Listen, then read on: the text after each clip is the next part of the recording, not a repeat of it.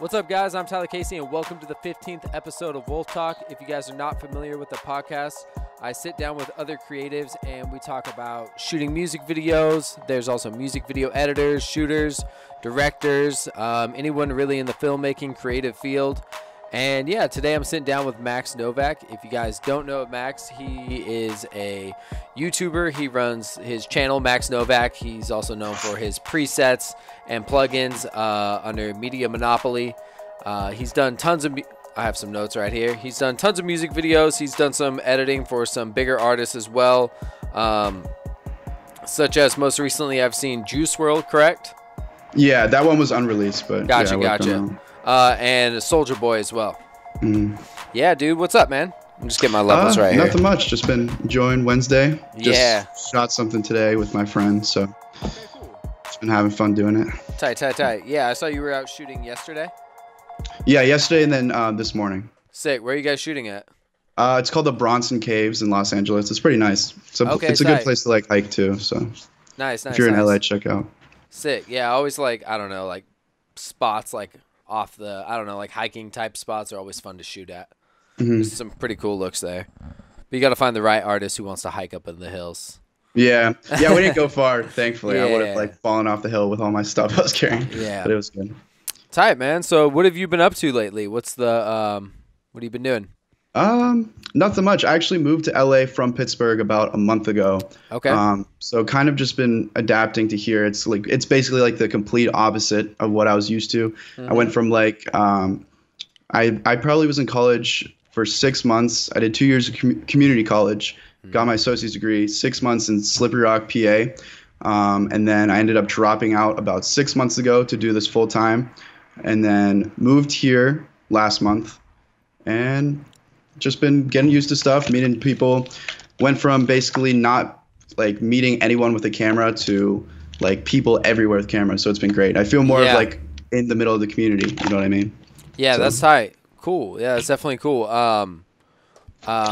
So what was that? Yeah, so that was a big change for you. What was that kind of like? How have you adapted so far from going from not much to a bigger, the central of where everything's going on? I think the biggest difference one of the biggest reasons why I've been predominantly like editing tutorials and more editing for my videos is just because of the location I was in. I kind of was like isolated from just a city and being able to like connect with more people. I was able to like travel around and still shoot some videos, but predominantly people definitely know me for the editing. And now I think the best thing about being out here, the biggest difference is I can actually meet up with these people, shoot the video. I still like editing just with people in general. But it's just different. Even with these bigger projects, like if someone wanted you to edit something, I guess they would have to like ship you a hard drive, because with bigger projects, there's red files. You're not really. I've tried to like send red files online, but it's crazy. Yeah, it's impossible. You definitely have to get a hard drive shipped. But if you're in that community, if you're there every day, I think you can definitely make a lot more connections and link up. But yeah, so let's go like all the way back. When did you first start editing? Because I went pretty deep back on your YouTube channel and I saw you were doing like gaming reviews and stuff like that. So it was cool because it really showed like you were just trying different things until you found what you actually liked. And I think that's dope that like you have all that same stuff on your YouTube channel. And I like that you didn't take it down, because I just like being able to see that, because I don't know, kids can relate to that. Like you have like what's the name of that game? Gary's Mod? Yeah, Gary's Mod. You have like stuff like that, and then like, it doesn't have that many views, but then you have other videos with like hundreds of thousands of views, so that's really tight. But how'd that all come about? When what was the come up story like that? I think I've been making not music videos. I think I've been making YouTube videos for like 7-8 years. Like I've always been interested in YouTube. I've always been interested in like making videos of some sort, and just kind of like, I guess, stuck to what I was interested in at the moment. So playing video games, just as a kid, I still play video games now, but when I was like playing it more often, I would want to make videos, just basically copying what I see like on the internet. And then I think that's good because you can kind of take those basic skill set and kind of apply that to the future towards what you're trying to do, especially for if you're trying to do YouTube for a living. So I went from, I think, gaming. I did a bunch of PC game stuff. Yeah. But mainly that. And then the thing that really made me switch over to the more like editing, film stuff, it was kind of like in that whole middle of when like Sam Colder was really big and all those Zoom tutorials, stuff like that were popping off. And then I was watching a lot of Justin Escalona, if you know who that is. I do not know. He's a vlogger. I would watch his videos, and that kind of just the mixture of seeing these things on the internet kind of inspired me to buy a camera and then to start editing stuff. And I started making tutorials, and then I guess I didn't really think of like a consistent stream of doing it. I guess I just kind of did it as a hobby, and then it kind of grew into everything coming together. In terms of music videos, like I said, I had the camera before, just kind of like making little videos with my friends. But I watched Cole Bennett's his No Jumper interview, and that was like the main thing that really like inspired me to to like go forward with the music video side of things, you know. So that was definitely the start. Yeah, no, that's definitely a good interview. It is inspiring, but that's cool. So you were focusing on just like, was it hard for you to link up with other artists in your area? Like, because like I know when you're in like a smaller town, you're kind of limited who you can work with. You're not going to be working with the most talented people. I know it's kind of messed up to say, but you're kind of just stuck with what you have, and you have to kind of make that work. Were you doing that, or were you just kind of like, I'm going to stick online for right now and just kind of build that up? What was your... Yeah, I mean, actually at the beginning, I think I was predominantly shooting more than I was editing. Like at the beginning, shot my first video with my friend who actually just shot with yesterday and this morning, which is kind of funny. What's up? Like probably a year difference in between those two videos we did. And then I started shooting with another friend of mine from high school, and then that kind of just snowballed into, I started working with more local people, reaching out on Instagram, and then, you know, just building it up. But the thing that really pushed it was the YouTube channel, making those tutorials, getting my name out there. And then once I was able to do that and show that I was also shooting with these locals, I was able to start traveling out to places like Chicago, Boston, Philly, things like that, and just gain more experience, you know. So it kind of transformed into YouTube being the main pushing force. That's sick, yeah. And when I started finding your tutorials, I found that they were super helpful, because I hate like Justin OD shows are really helpful, but you went like where people didn't want to go. Like you showed things that like take the extra step, like where you go through and learn how to use, I think you use like Cinema 4D sometimes, right? And you begin like more complicated things that people don't want to go into detail. Like on my YouTube channel, I did some editing tutorials, and it was cool, but the thing I didn't like about it is just like, I don't know, like I just felt like I could only do so much because I don't like editing that much. I'm more of like a director. So that's why I started making different videos talking about like the cameras I use and stuff like that. But definitely like I saw you had that lane, and you're definitely like killing it right there. Like just pushing extra content that's like, I don't know, just like that's not on YouTube. Was that going through your mind where you're like, this isn't really out here, so I'm going to push this? Or... Yeah, the thing for me, like I said before, it started as a hobby, but what it really is now is it's really like a driving force behind a lot of what's happening in my life, to be honest. Like the tutorials, because to me, it really is like a challenge to like find something new, to be able to teach people, find something that I can learn myself. And that translates into my own personal work. But at the same time, it's super useful for the tutorial side of things. So it's kind of like a positive thing on both ends. But yeah, I like it. I mean, I don't know. I guess just being where I wasn't able to connect and just meet up so easily, because I was kind of like in the middle of nowhere when I was in the college area, it really definitely was beneficial. And then once you start growing it up and seeing the feedback, that's definitely more helpful to be able to like do it and see people react to it. So yeah, it's just kind of a snowball effect. Like I said, it definitely made me better, and I saw it as like a positive thing as a whole. Okay, cool. What was it like going to school? What were you going to school for in Pittsburgh? I was going for cybersecurity, and I got my associate's degree, computer science at community college, transferred there, and then I think I did like one semester and then dropped out. Gotcha. And so would you recommend, like, obviously, I don't know, how did you feel? Did that experience help you at all, like with what you're doing now, or do you wish you would have just went to film school or just went 100% on what you're doing now from the beginning? Yeah, I feel like this is like a super big topic that a lot of people have different views on. My view on it is I never want to like talk down on college, especially me dropping out. Like I've seen a lot of people where they drop out and they're like, oh, college did nothing for me. Or they say like, don't go to film school. Film school has done nothing for you. Yeah. My own personal view is everyone has their own specific path that they need to go to get where they want.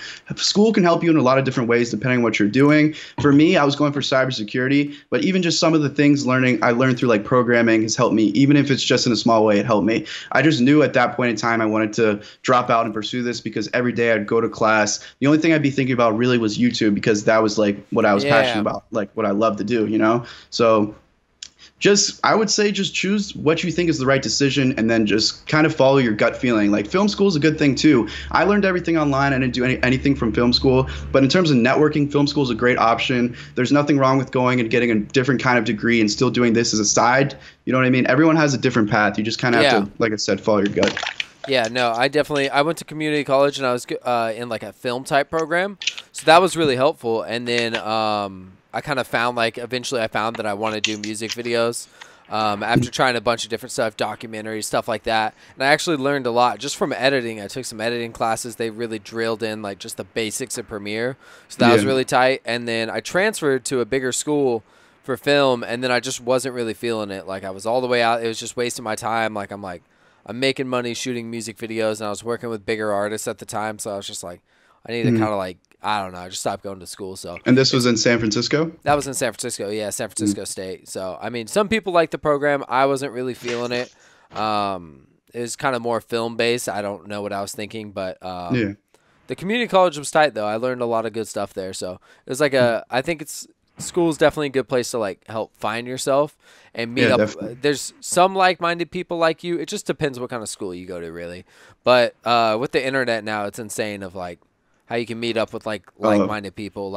I'm sure a lot of kids all the time hit me up to come help out on sets, and I didn't have those opportunities when I was going to school, you know. So the internet, almost every single one of my connections I made just through the internet. It's a super useful thing, you know. Instagram, all that.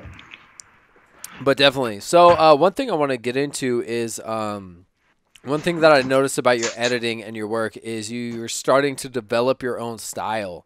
What are some ways that you would describe your style as when it comes to editing?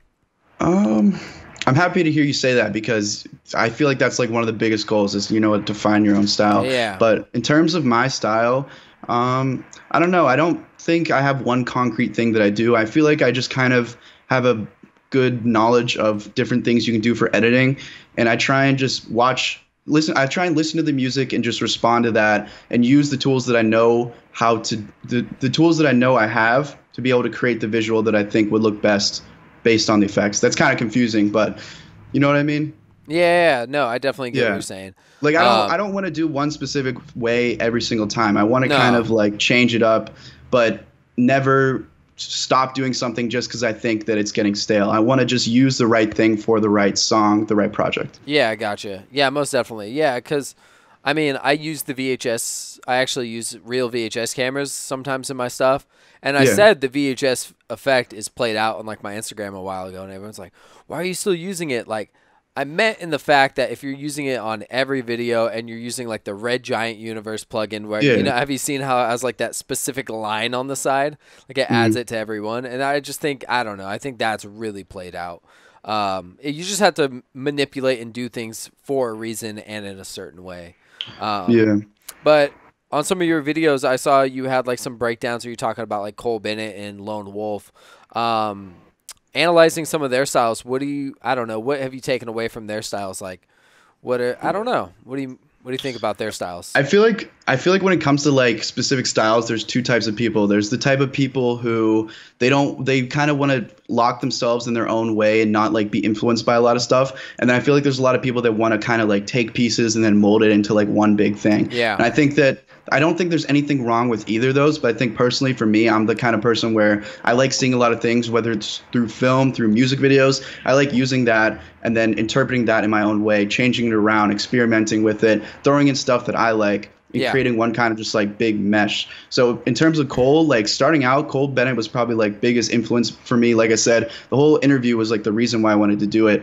And then, I mean, you look at my older videos, they're basically like Cole Bennett rip-offs, which there's nothing wrong with that. I always tell people whenever you're first starting off, like you need to learn, if you're copying how to do something is a good step, but the real thing that can step you above that and kind of get you to take off is whenever you start realizing the whole like fundamentals behind what you're doing and the creative thinking and trying to move past this and trying to find like what you like visually. You know what I mean? Yeah, or even taking what Cole Bennett does and making it your own, you know? Like let's say, I don't know, sometimes he does like split screen type effects, like what I'm recording the screen on right now. I mean, if you just take that and manipulate it, try different sizes, try different things and just play with it. It's the like mixing it in. Yeah, it's the same thing that I was going to get into with like presets. Like you don't just slap a preset on, like you really have to go through and just make it your own, because otherwise you're just going to look like everyone else who downloaded that same thing and didn't take the time to finesse it. I really like Lone Wolf style. I saw that you had a video on him early on.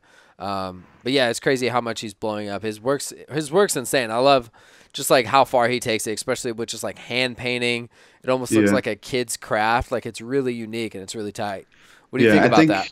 I had a conversation about this, I think, a week or two ago, and I've said that he has the type of like style where anyone who tries to copy or replicate it just doesn't look right. You know what I mean? No, because when you see that, it's just so like it's so original that it's very unique and it's very individual, and I like that a lot. So I have a lot of respect for his style. Every time he puts a video out, I like watching that. It's like most cool to see that. It's cool to see directors being able to apply their art and mix it in with as a collaboration with the artist. You know what I mean? Yeah. I like that. Yeah, no, I definitely, his work is super unique and it's constantly evolving. It's really tight. Yeah, so I think that in terms of finding your own personal style, you kind of have to like look back at what interested you as a kid. I think that's like a really pure way to like figure that kind of thing out of what you like visually. And for me, I like the Crusades and like I like history, stuff like that. I've always liked, have you ever seen Gustave Doré, his stuff? He did a lot of like illustrations for the Bible, Dante's Inferno, a bunch of really like notable stuff.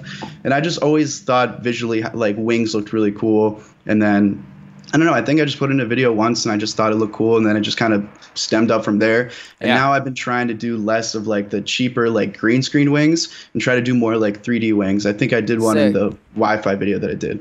So I'm just trying to evolve it and, you know, kind of put it in whenever. That's cool.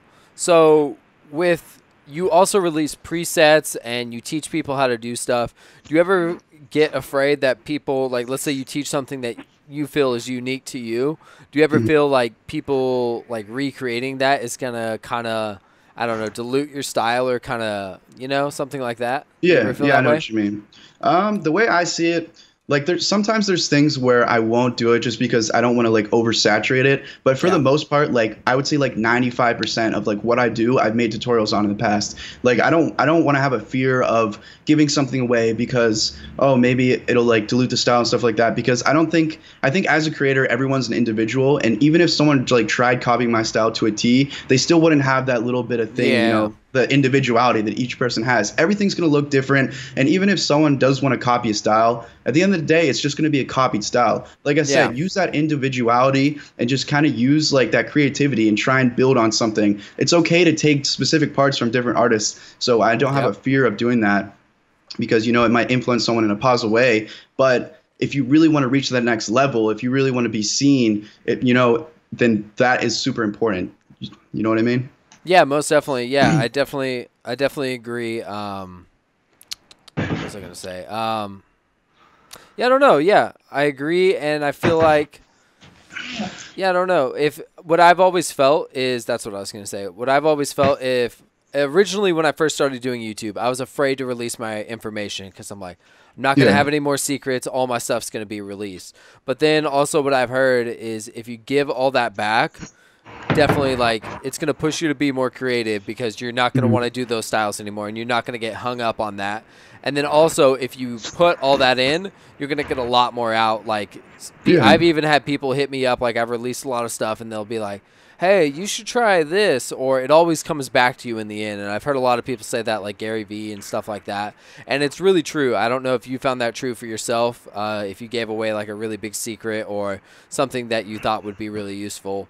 That was kind of personal to you. Did it ever like come back? Have you ever seen that make a way I try around? and be careful with it. What I try and do is I'll explain how I did something, but I won't go in and show step by step exactly what I did, because when you do that, that's when someone is just gonna, if someone's first starting out, usually what they'll do is just follow step by step, throw that in. You know what I mean? They won't change that in any way. So what I'll do is I'll explain what I did. I'll explain like the fundamentals, like my thought processing behind I did it, and I'll kind of say I use this to do it, I use this to do it. That way they have the foundation. If they really wanted to, they could use that, try it around, completely copy what I wanted, completely copy my thing. Or what they could do is, if they interpret it the right way, they can use what I'm talking about and create something similar, but it's individual to themselves. Yeah. So like if you did like a mask for say, you could instead of just how to zoom in through someone's eyeball, they could honestly do anything. They could do a doorway. They could do, you can really push it and do different things like that. So I think that's cool.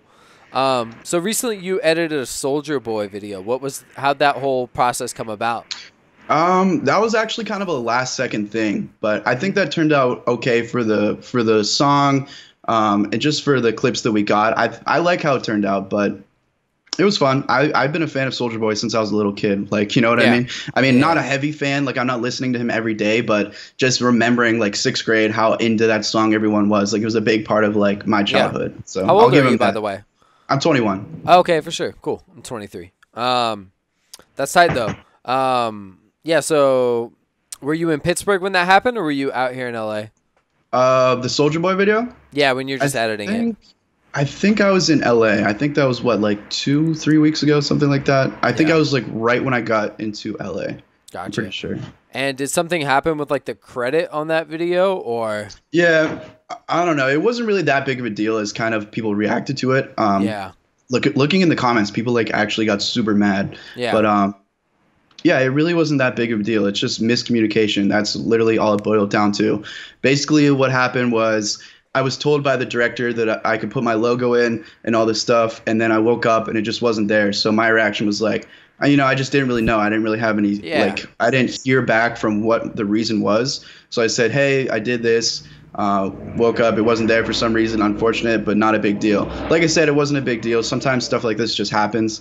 But yeah, definitely a big reason why I want to start kind of getting more towards directing than editing, because just little issues like that, because whenever you're working with like a label, like people on the production team, the director, the artist, and then the editor, like sometimes there's a disconnect. You can't really like be on set. So apparently, and I don't want to put the blame on the director, because like I said, she told me I could put it on there, and then I thought it was going to be there. But apparently the reasoning was, I don't know if it was like Soulja Boy's management. I really don't know. They just said they wanted to take it out, so she took it out. So that's really all it boils down to, just miscommunication, just stupid stuff like that. Gotcha. And so you want to be a director. What are some reasons that you want to switch from editing to directing? And would you have other people edit your work, or would you edit it yourself? I would probably always edit my own work unless it was like a collaborative edit. Like if someone could do animation or someone could do some more like advanced 3D, then I would have no problem having them in there and like working with me on it. But I always want to be able to like edit my own visuals. And in terms of directing, the reason why I want to move more towards that direction is just because I enjoy like collaborating, you know what I mean? I enjoy being with like a bigger set, more people doing the same thing. I enjoy like the creative aspect of before the video even happens too. Like I like writing, I like writing out stories. In terms of just the scenes, I like the whole I like being able to craft the visual from the ground up, you know? Like sometimes as an editor, you have to think of it, even as a director, it's always a collaborative process. You can't just like go in there and think something looks good. The director says, "Oh, can you change this?" and get really one-sided about that and like not want to change it. You kind of have to listen to everyone and make the best thing that everyone agrees on. Yeah, most definitely. Yeah, that's what I've learned is more. I feel like when everyone starts off, you start off just like you're doing everything. You're the director, producer, editor. You know, you're doing everything. But then when you get on a bigger team, you have people in specialized fields, and I'm sure you saw that a lot more in LA because that's where all that is in LA. Up here in the Bay Area, it's a little bit in between. I'm sure there's a lot more. Like we have sometimes smaller crews and whatnot. but still trying to build up to bigger crews and whatnot. But yeah, so I think that's definitely dope, and it's cool to still be able to edit, because I direct, but I also like editing as well. But I'm sure you probably want to work with more DPs and not have to shoot as well. But do you still plan on, when you build up the directing and editing, are you still gonna be knocking out YouTube videos and still shooting run and gun videos, or what's the plan with that? Yeah, I plan on still doing it. I think it's a really good form of income, not only, but I like doing it, to be honest. Like I've always said, like I could probably make like the #1 video in the entire world, but I'm still going to be super proud of the fact that I'm able to help people learn something new, or even people coming in and saying like they inspired me to, like, they found a new passion, you know, like that means so much more to me than anything that I could really like accomplish in terms of personal achievement. The fact that I can like help people as a whole and just in terms of influence, that's really what I like. And I really want to stick towards that with even if it's not a tutorial, my YouTube channel as a whole, I always want it to be directing towards helping people in some sort of way, whether it's through me talking in the camera or through me making some sort of tutorial and music videos behind the scenes, anything like that. I kind of want to just have substance behind what I'm showing people, you know? Yeah, most definitely. Yeah, and yeah, I think I found that as well. It's just like, I don't know, getting that feedback. And I think you did it the right way as well. That's what I was going to say, is that you built up your audience and then you want to go into like shooting music. I mean, you can do it either or way, but I think the way you have it is a lot better too, just because like you built up your name for yourself and you have that audience supporting you. Like what you're saying with the Soulja Boy video, like you have all these people in the comments like defending you and like having your back. And I think that's really cool that you have like that audience of just the people who are there to see you are going to go watch that video. So and that's one thing that I feel like a lot of directors don't build up, because I don't know, I just feel like personal brand is so important. And that's one thing that that's why I started YouTube in the first place, is because I was shooting all these videos and I was just kind of tired of like saying yes to every video. Like, you know, like I got tired of shooting like hood videos, you know. I was just like, I don't want to just have to say yes because I need the money. I want to create something. And I always felt like I am pretty decent at teaching people stuff. That's one thing I enjoyed. So I'm sure you feel the similar way. Have you always felt like you, I don't know, enjoy teaching people, or? No, honestly, no. The only thing that really showed me that I enjoyed teaching people, and if you look back at my old videos, like I'm not even that good at really talking on camera, or just even the quality of my videos up until like now it's just now starting to get a little bit better. Like up until now, I literally was using a $20 webcam. Like that's the whole base of what everything was built on. Come into my bedroom, find something cool to talk about, learn something new, throw on the $20 webcam, throw on OBS for free, and then just kind of talk about it. You know what I mean? And now, because of that, like I said, because of the brand that you were talking about and people come together and being able to build up the platform, now my goal is create better content that more people can enjoy, so that they don't have to complain about the audio, they can have better video, and then kind of make more content that I want to make. Like being able to like now that I moved, I'm able to go outside and film some more cool stuff that I can show to the audience instead of just the same old stuff. You know what I mean? Yeah. So tell me a little bit about Media Monopoly and what that is. Yeah, just break that down for me if you could. So basically, Media Monopoly is. Oh, sorry, there's a motorcycle going by. It's all good. Basically, Media Monopoly is the business side behind the channel. So the presets are the main like bread and butter product that we put out. And my roommate, who I actually lived with for the past year, and I was talking about, just shot a video with him. He's probably going to move out here next few months. He makes music presets, and he has, I think, 40,000 subscribers on YouTube. His YouTube name. I saw those. Yeah. So it's just a mixture of that, just kind of getting a place where creators can come and just pick up something that's going to help them and be useful to them. And not only the paid presets, but there's a bunch of like free little resource packs that we put together. So stuff like that, a lot of things that can just help people. And, you know, that's basically it. And that's like the main thing that really supports everything, like the bills, you know, so it's been really good. That's tight. Yeah. Yeah. Definitely selling products seems to be the way to make any type of income on YouTube.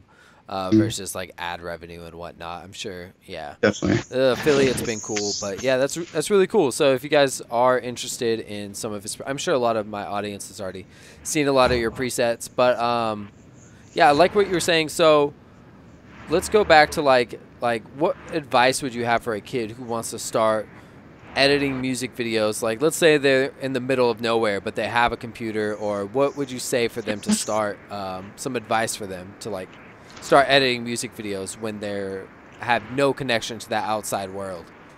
In terms of having no connection to the outside world, it might be a little bit hard to get clips, but I mean, you could just, I mean, in a sense of like, they're not like located, like they can't go out and shoot music videos. Like they just have the internet. Yeah, I would just say if you really are passionate about doing music video editing and you're really isolated in a place where you can't go out and connect, what I would recommend you do is you should still buy a camera. Even if you're in the middle of nowhere, buy a camera, because you need to go out there and get the clips. Go to somewhere that just has some cool kind of scenery, get a bunch of little clips and just experiment with them, put them together. You need to kind of build up a little like entry level reel. And then once you have an entry level reel, send that to people and say, hey, I edit music videos. People can even edit off their phone these days. There's a lot of ways to do it. You just kind of DM people, locals, and then edit the videos, or connect with the directors too if you're only doing editing, you know? Yeah, I definitely think connecting with the directors would be the best way. I've always thought about that. Like, I like editing, but how do you feel about editing other people's stuff? Because there's only certain directors that I will edit with that I know. How do you feel about it? How do you feel when editing out someone's project? Like when you weren't on set and then you just get brought all this footage and you have to figure out what to do with it. How do you feel about that? It depends. It's going to be different every time, depending on the director, depending on the artist. Sometimes they'll give you a rough idea and then just say, like, do your thing. Sometimes they have no idea what's going on. They kind of just want you to, like, make their footage look good. For the most part, it's been good. Sorry. Like I said, it really depends on the director. For me personally, a lot of the directors I work with have been just really nice. The thing that you need to watch out with, though, like I said, is just watch out with these little reasons where you can get cut out or where they can take the credit, because that's super important. Because a lot of people out there, they're directing for these other people. They don't want other people to know that someone is doing a huge part of this post-production process. They don't want the name there. So just really kind of search for genuine people. It doesn't have to be the person working on the biggest project. You know what I mean? I'd rather work with a genuine director and a talent and a genuine artist, even if it's small, than the biggest person out there for someone who's going to cut my name away. Because, I mean, you know, at the end of the day, it's not going to benefit you. So no, most definitely. Yeah. And I've seen that a lot of directors who edit their own stuff and then they get another editor and they kind of just push his name down there because they're like, you know, trying to just distract people from the fact that they didn't edit that and they want all the props for the video. Yeah, and you can't blame people, because if you look at it from everyone's perspective, if you try and put yourself in other people's shoes, you know, there's a lot of pressure on them too to like look good. So, you know, sometimes I don't try and judge as much, because I know, like, from my perspective, it sucks and it feels like I'm being ripped off and being cut out. But from their perspective, you never know what's going on. They can be pressured by people. Maybe they feel kind of uncomfortable doing that. So just kind of think of it that way and just try and be open-minded, collaborate with these directors, meet genuine people who actually want to help you, who enjoy your work, stuff like that. Yeah, most definitely. What are some beginner programs that you would recommend people to start in when video editing? You mentioned you can get away with some stuff on your phone. I know there's like iMovie and stuff like that, but if someone got like a computer, what would you recommend some beginning programs? If you have absolutely zero like experience doing it, I would recommend something like Sony Vegas. But anytime you actually want to get serious into it and want to actually like start making money off it, I recommend you go to Premiere or Final Cut if that's what you're used to. For me, it was Premiere, because you can connect After Effects with it and you can get that dynamic link and you just have a whole wide range of being able to do anything. You know what I mean? You can connect Element 3D, you can have 3D stuff within your Premiere clips. Final Cut is great, but you need to kind of, I feel like the people who stick with Final Cut are just super used to it. But Premiere and After Effects, it's very worth it. I guarantee you. If you want to take it serious, I would say Premiere and After Effects. Yeah. And you do this a lot, so I was wondering, what are some tips for a bunch of crappy renders through dynamic link? Like, I've had all sorts of problems doing dynamic link, just whether it's like random frames with green in them, or like I did the entire rotoscope and then like just like a bunch of random mess. Like I've been, I don't know, getting a lot of DMs about that. Have you had any problems with that, or any workarounds that you've seen? In rendering? What do you mean by rendering? Just like the final process coming out? Yeah, probably like rendering. issues? So like dynamic link into After Effects, do your work there, and then you're back in. I've had it both ways. I've had it straight in After Effects, and then I've also had like coming back to Premiere and then exporting out. And then there's just like weird frames. There's, I don't know. Yeah, I probably run to like every issue under the sun, just because whenever a project starts building up, it gets like super cluttered, no matter how organized you get, and just a lot of issues. But just some really quick tips of just how to like fix those things. I would say copy and pasting things into new projects. Like if you can't render something for like the life of you, cut out half of it, like copy and paste it into a new project or a new sequence. Usually I like new project because you won't have all that stuff in the bin, and then render that out. Take the next part, render that out, then put them into one project together, those two render pieces, render that together. Usually that will fix everything, to be honest. And then, I would usually try and do lossless if you do that, so you're not losing quality or something close to that. But yeah, I've had to do that quite a few times.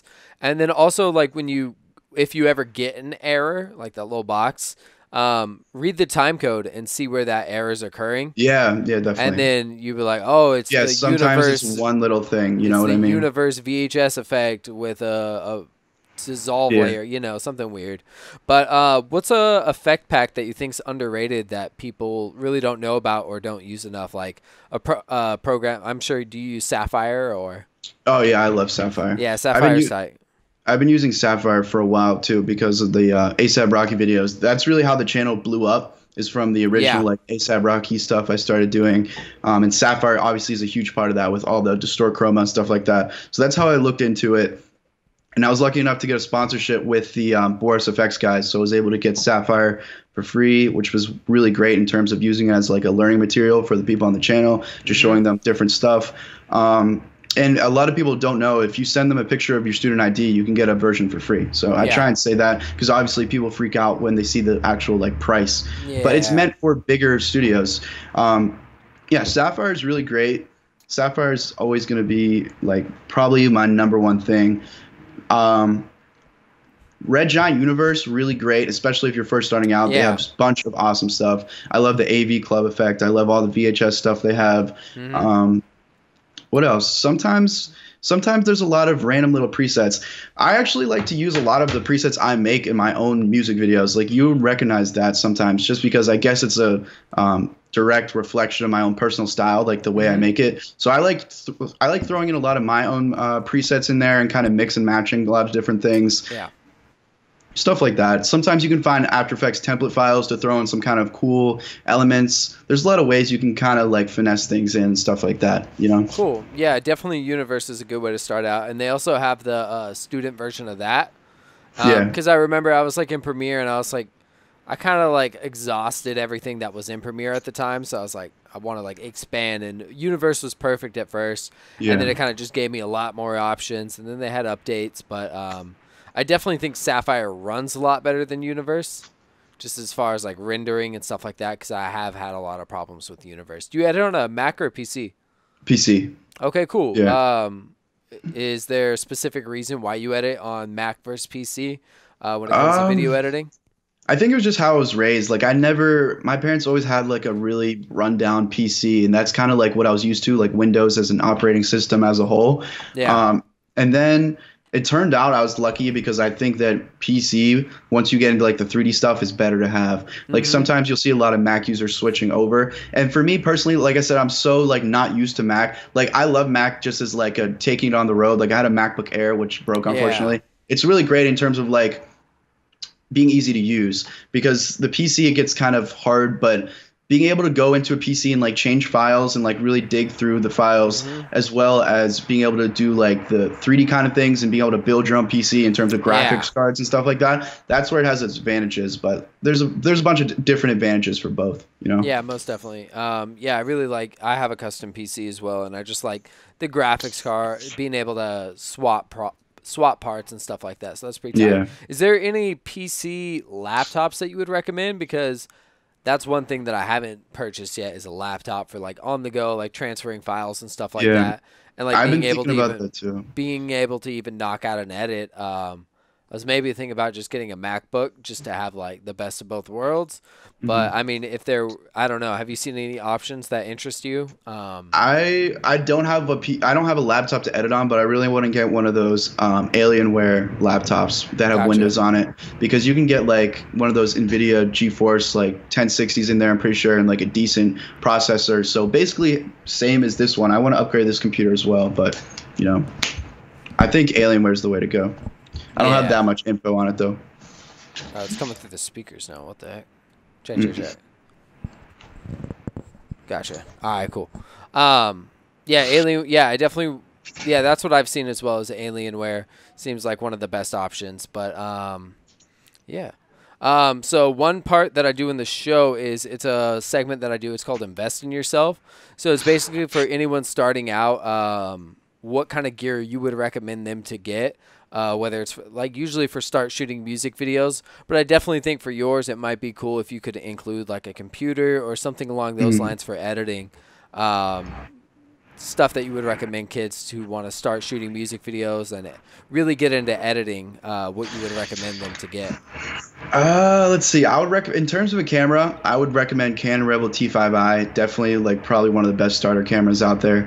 And then in terms of a computer, I would say, I don't know. I think you can start on anything you have like available. But once you want to start upgrading to be able to do some of the more advanced stuff and better effects and run smoother, I would say at least get 16 gigabytes of RAM.